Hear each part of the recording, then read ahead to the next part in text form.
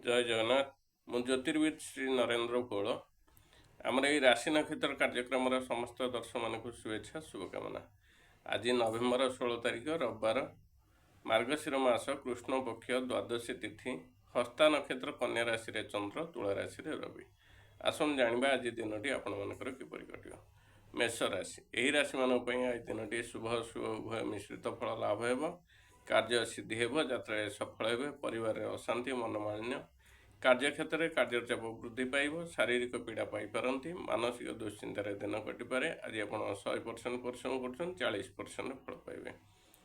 ତାପରେ ଆସିବା ବୃଷ ରାଶି, ଏହି ରାଶିମାନଙ୍କ ପାଇଁ ଆଜି ଦିନଟି ମଙ୍ଗଳମୟ ହେବ ନାହିଁ। କାର୍ଯ୍ୟ ହାନି, ଯାତ୍ରାରେ ବିଫଳ, ପରିବାରରେ ଅଶାନ୍ତି ମନୋମାଳିନ୍ୟ, କାର୍ଯ୍ୟକ୍ଷେତ୍ରରେ କାର୍ଯ୍ୟଚାପ ବୃଦ୍ଧି ପାଇବ, ଶାରୀରିକ ପୀଡ଼ା ପାଇପାରନ୍ତି, ମାନସିକ ଦୁଶ୍ଚିନ୍ତାରେ ଦିନ କଟିପାରେ। ଶତ୍ରୁ ଆଜି ପ୍ରବଳ ହେବେ, ବାଣିଜ୍ୟରେ ହାନି, ଦ୍ରବ୍ୟ ନାଶ, ଧନ ନାଶ, କାର୍ଯ୍ୟକ୍ଷେତ୍ରରେ ଅପମାନିତ ହୋଇପାରନ୍ତି, ଯାନବାହନ ଚଳାଚଳରେ ସତର୍କତା ଅବଲମ୍ବନ କରନ୍ତୁ। ଆଜି ଆପଣ 100% ପରିଶ୍ରମ କରୁଛନ୍ତି, 30% ଫଳ ପାଇବେ। ତାପରେ ଆସିବା ମିଥୁନ ରାଶି, ଏହି ରାଶିମାନଙ୍କ ପାଇଁ ଆଜି ଦିନଟି ଶୁଭ ଅଶୁଭ ଉଭୟ ମିଶ୍ରିତ ଫଳ ଲାଭ ହେବ, କାର୍ଯ୍ୟ ସିଦ୍ଧି ହେବ, ଯାତ୍ରାରେ ସଫଳ ହେବେ, ପରିବାରରେ ସୁଖ ଶାନ୍ତି ବଜାୟ ରହିବ, କାର୍ଯ୍ୟକ୍ଷେତ୍ରରେ କାର୍ଯ୍ୟଚାପ ବୃଦ୍ଧି ପାଇବ, ଶାରୀରିକ ପୀଡ଼ା ପାଇପାରନ୍ତି, ମାନସିକ ଦୁଶ୍ଚିନ୍ତାରେ ଦିନ କଟିପାରେ। ଆଜି ଆପଣ 100% ପରିଶ୍ରମ କରୁଛନ୍ତି, 50% ଫଳ ପାଇବେ।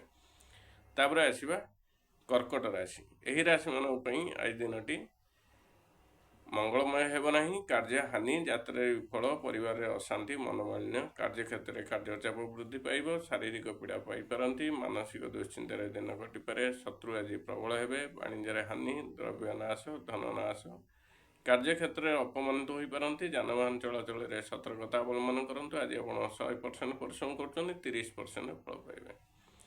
ତାପରେ ଆସିବା ସିଂହ ରାଶି, ଏହି ରାଶିମାନଙ୍କ ପାଇଁ ଆଜି ଦିନଟି ମଙ୍ଗଳମୟ ହେବ, କାର୍ଯ୍ୟ ସିଦ୍ଧି ହେବ, ଯାତ୍ରାରେ ସଫଳ ହେବେ, ପରିବାରରେ ସୁଖ ଶାନ୍ତି ବଜାୟ ରହିବ, ଶତ୍ରୁ ଆଜି ପରାସ୍ତ ହେବେ, ବାଣିଜ୍ୟର ବୃଦ୍ଧି, ଧନ ଲାଭ, ବନ୍ଧୁ ମିଳନ, କାର୍ଯ୍ୟକ୍ଷେତ୍ରରେ ପ୍ରଶଂସିତ ହେବେ। ଆଜି ଆପଣ 100% ପରିଶ୍ରମ କରୁଛନ୍ତି, 60% ଫଳ ପାଇବେ। ତାପରେ ଆସିବା କନ୍ୟା ରାଶି, ଏହି ରାଶିମାନଙ୍କ ପାଇଁ ଆଜି ଦିନଟି ମଙ୍ଗଳମୟ ହେବ, କାର୍ଯ୍ୟ ସିଦ୍ଧି ହେବ, ଯାତ୍ରାରେ ସଫଳ ହେବେ, ପରିବାରରେ ସୁଖ ଶାନ୍ତି ବଜାୟ ରହିବ, ଶତ୍ରୁ ଆଜି ପରାସ୍ତ ହେବେ, ବାଣିଜ୍ୟର ବୃଦ୍ଧି, ଧନ ଲାଭ, ବନ୍ଧୁ ମିଳନ, କାର୍ଯ୍ୟକ୍ଷେତ୍ରରେ ପ୍ରଶଂସିତ ହେବେ। ଆଜି ଆପଣ 100% ପରିଶ୍ରମ କରୁଛନ୍ତି, 70% ଫଳ ପାଇବେ।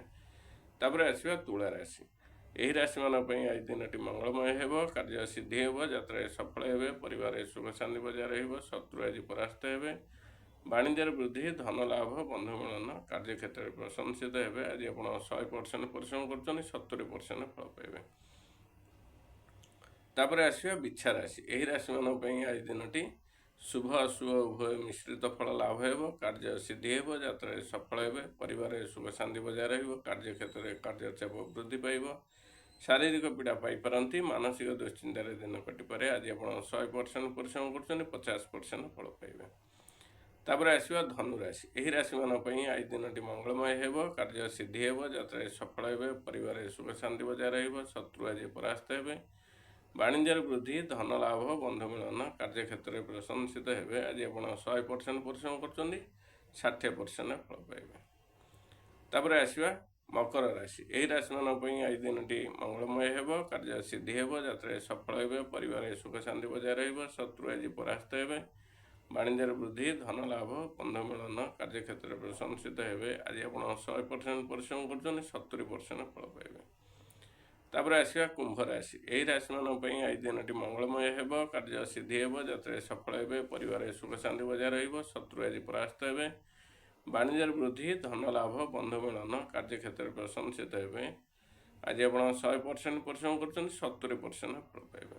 ତାପରେ ଆସିବା ମୀନ ରାଶି, ଏହି ରାଶିମାନଙ୍କ ପାଇଁ ଆଜି ଦିନଟି ମଙ୍ଗଳମୟ ହେବ, କାର୍ଯ୍ୟ ସିଦ୍ଧି ହେବ, ଯାତ୍ରାରେ ସଫଳ ହେବେ, ପରିବାରରେ ସୁଖ ଶାନ୍ତି ବଜାୟ ରହିବ, ବାଣିଜ୍ୟର ବୃଦ୍ଧି, ଧନ ଲାଭ। ଆଜି ଆପଣ 100% ପରିଶ୍ରମ କରୁଛନ୍ତି, 50% ଫଳ ପାଇବେ। ଆମର ରାଶି ନକ୍ଷତ୍ର କାର୍ଯ୍ୟକ୍ରମଟି ଏଠି ଶେଷ ହେଲା। ଶେଷରେ କହି ରଖୁଛି, ଆଜି ପୋଇ ଖାଆନ୍ତୁ ନାହିଁ। ଜୟ ଜଗନ୍ନାଥ।